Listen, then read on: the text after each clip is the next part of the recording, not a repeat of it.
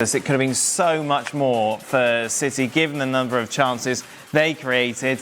Let's just confirm them. They finish top of the group, and as I mentioned, in theory, they're on the easier side of the bracket. Juventus finish second. For more on this, we welcome in Nedum and Onuoha, but we'll kick things off with Alexis and Rob, who are at the game. Alexis, an impressive performance from the Premier League side. Yeah, Dan, I don't think Pep Guardiola could have asked for much more. 3 from 3. You spoke to Pep Guardiola yesterday, asked him about the pressure of putting out a good performance in this game against such a big club, especially after the season that they had. And, Rob, they were dominant. They were. I mean, I think that's quite a big statement, really, because this was the hardest game in the group. They had to win to finish top of Group G and get into the easier side of the draw, and they breezed through it. You know, there was parts of that game that looked like the old City. You know, the movement was there, the speed of pass was there, the kind of the link-up play between the forwards, the goals. You know, Juventus will feel that they haven't really given the best version of themselves, and you have to take that into account. But in terms of the context of this tournament, I think that's a massive statement. Well, you guys were talking about it yesterday on the show about Rodri and how much we would see of him, whether he would get the start that he's been pushing for since April. He did start today. I know some people were probably like, ooh, maybe we should wrap him in some bubble wrap, prepare him for the Premier League season, but he played just over an hour today. Yeah, and did really well and looked really comfortable. I actually think that you probably saw City's preferred midfield three today with Rodri, Reinders and Bernardo Silva. They looked far more solid. You know, Juventus were limited in transition. You can just see the class of Rodri when he gets on the ball, that quickness of thought, the passes that he plays out wide.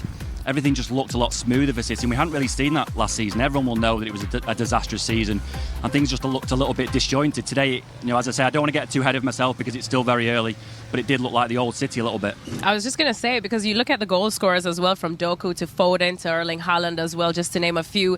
It just shows the depth in the squad that we're so used to seeing Manchester City have, but we probably didn't see it as potent last season. I mean, exactly. And if you're Pep Guardiola and you can turn to your bench and bring on Phil Foden and Erling Haaland, that shows everything about the depth of this squad. They've strengthened well over the summer, brought in Aït-Nouri, Reinders and Ryan Cherki, you know, 3 players that are filling holes in that squad. Aït-Nouri was terrific today at left back. They haven't had an out-and-out left back since about 2021. Reinders, has got legs and movement in midfield. They lacked that last season. There was no real kind of pace and energy in midfield. There was no runners going in behind, and Reinders offers all that. And again, it's still very, very early. It's early even in this tournament, but the signs are there for Pep Guardiola. He'll be so happy with what he saw today. Yeah, very happy Pep Guardiola, which is something we haven't seen that much after the last Premier League season. Dan, we're going to send it back to you because Rob somehow managed to wear City colours today, and now he has to go change his shirt. Thank you very much, guys. Much appreciated. What an asset a 100% fit Rodri is going to be for City. Absolutely, and Reinders, as Rob mentioned, the new signings. Savinho looked sharp, Doku looked sharp. I agree 100%. The passing was slick, it was fast. We saw a bit of the old pressing that sort of left them last year in their tough times. They obviously have a threat up front, and they have Marmoush. They've got Erling Haaland, who came off the bench today. I thought Diaz played Vlahovic particularly well for the most part. They have got a natural left back in Aït-Nouri. There's a big question mark, I think, when the season starts about his qualities defensively.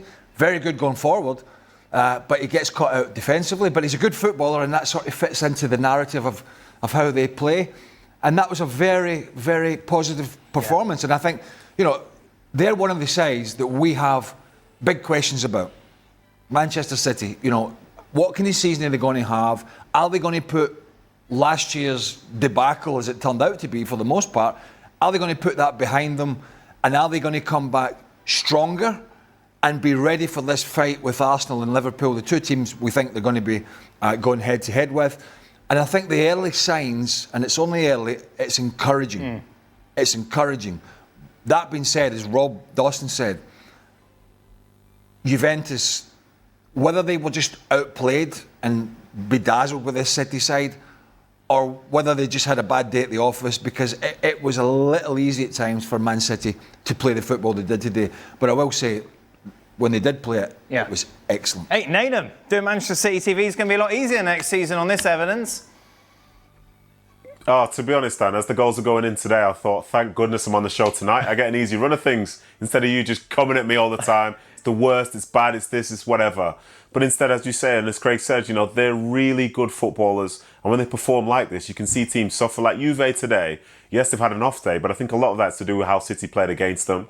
I think some of the individual performances and the collective, the way that they perceive the game, the movement, obviously there are a couple of little errors within it. But that's as good as we've seen City in a very, very long time. And best of all, from their perspective, they have depth as well on the bench. You can see that because of that, there's a real sense of competition for places, it feels like. So those guys, they're going out there, and yes, they want the collective to win, but they're trying to show what they can do. And as it stands, I think the sort of managerial, the assistant managerial change on the side as well, with, say, Pep Linders, you know, Colo Touré, the set-piece coach, those guys are trying to impress as well. And so the way that City are playing, in some ways it feels familiar, but it's something that also feels a little bit different about it. Maybe it's the higher press, maybe it's the way that they stretch the game at certain points. But the fact is, this is the best we have seen them for a long time. And I'll be honest, coming up against Juve today, with Juve knowing that they needed a draw to finish top, I didn't think City would blow them away in the way that they did. So it's a very big statement, and you'll have to take a lot of confidence from it. I thought the depth was a problem. Well, they're at home. The problem people are at home. That's all right. Nedum. They're sad. I mean, there's too many. I mean, you know, and they're taking Pep Linders from. Where's the loyalty? Let Pep Linders, all that success at Liverpool, and he goes into management at RB Salzburg, I think it was. It was a disaster. Now he goes to City. So that's a bit of a jump across the rivalry. But yeah, I mean, this is what we've been saying. Strength and depth is good. Now, I get it. There's some sat at home, and you've just got to deal with that. This is big boys football. You know, big squads, big money, big decisions to be made. So, yeah, those players will have to earn their way in or be sold. But what they do have is pretty good on today's evidence. I really like, obviously, Rodri's like a new signing, but I do like one or two of the new signings, particularly in the middle of the park. Yeah, Rangers look good, didn't he? Let's just confirm then what that means for our bracket, which is really starting to take place now. If you take a look at the left-hand side, I think it's fair to say it is the easiest when you take a look at the quality of the teams that are on the show there. The right-hand side that Juventus find themselves on, you're in a bracket which includes, of course, Bayern Munich and PSG, you would say. Well, I wouldn't say the right side's pretty easy, is it not? Why? Well, PSG are big favourites to beat Inter Miami. Yes, no, but I mean the right side is definitely the hardest of the two. So Juventus have found themselves now on a difficult side of the bracket. Manchester City, meanwhile, you look at those teams that are on the left-hand side. Look at Borussia Dortmund or Monterrey. What? Yes, yeah, no, but overall, would you prefer to be on the left-hand side of the bracket or the right-hand side? I prefer to be sat at home. Oh my God, so do I. I don't even know how that's complicated. Manchester City then sit, and I think... Well, there's better teams in the left-hand side. There aren't better teams. What teams? Oh. What teams are better in the left-hand side? You think the left-hand side of the bracket is weaker than the right-hand side? Definitely. Into Miami, Monterrey. Borussia Dortmund. Stop saying Borussia Dortmund. Oh, they're crap. Crap. Look, PSG are going to play Bayern Munich, aren't they, in theory? No. So one of those teams... That You watched Flamengo. Did you not watch, was it Flamengo against Chelsea? Well, yes, but Chelsea are terrible as well. Wow. Why don't we just do 20 minutes on this bracket? I don't know. Pep Linders, the bracket, you bring it all I don't up. really think it makes... At the end of the day, you still got to go out and play. Right, yes, I don't want to go into much detail with you about it.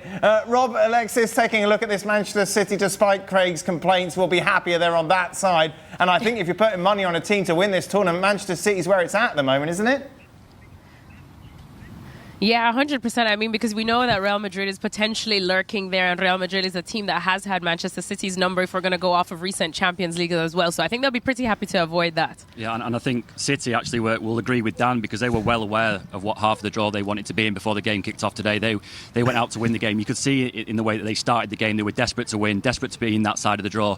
And I think it's been quite unpredictable so far. I don't think anyone really has laid down a massive marker until today. I think other teams will be looking at City today against Juventus, the style of the performance, the result, and thinking they are probably the team to beat in this now. Yeah, 13 goals that they've scored, only 2 conceded. That's pretty impressive so far. So is Manchester City your favourite now, or would you give Real Madrid a little bit of a shout too? I think in terms of the draw and the performance today, I think you can't really look past Man City, but Real Madrid are Real Madrid. And in these competitions, when the title of world champions on the line, they come through these games, don't they? So I wouldn't be surprised. All right, Dan, there you have it. No, they don't. They're rubbish at the moment, Real Madrid. We saw them all last season, Rob. Why all of a sudden they put their feet on American soil and they're better than, I don't know, PSG, who have been the best team by miles in the Champions League. And he's already, Xabi Alonso, talking about the same problems that we saw all last year, every weekend, which is work rate. Yes. He's talking about work rate. He's talking about we need to defend from the front. We need the guys, I know Mbappe's not been around, but we need, when available and when the season starts, the Mbappes and the Vinicius and the Jude Bellinghams, he's touched on it. We need them to start off the work rate from the front. And so there is no suggestion thus far, and it is very, very early. I mean, Xabi Alonso, he's only just got his slippers on at Real Madrid. There's a lot. Why is he wearing slippers? There's a lot of work to be done. Where's he wearing? Just shut up. There's a lot of work to be done at this club, and I don't think, at this moment in time, particularly the way they look defensively as well, I really don't think that they are going to be a massive threat in this competition. As Rob mentioned, Real Madrid take on Salzburg tonight. If they win that game, they will take on Juventus in the knockout stages, in theory going to the much harder side of the bracket, Nedum. Yeah, I think, to be honest, if Real Madrid was written on that right side, it probably would look a bit more impressive. But when it's just like Group H winners, like, well, who is that? But yeah, I understand It's what Real you're trying to say, Madrid, Dan. Nedum. Don't Just let use your Craig bring brain. you down. Enjoy football. Enjoy your football, Dan. Enjoy football. Don't let Craig bring you down. No, Just but smile. I Let's get feel, through this. Come on. Nedum, I feel